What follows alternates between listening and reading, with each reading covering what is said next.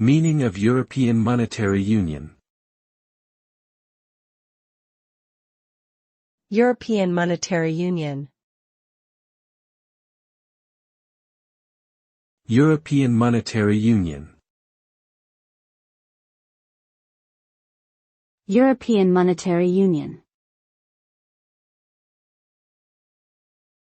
European Monetary Union.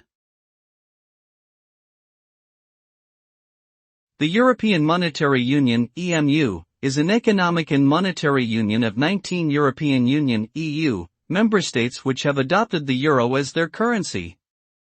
The main goal of the EMU is to establish a single currency, the euro, which will facilitate trade and investment among the member countries and promote economic stability and growth across Europe.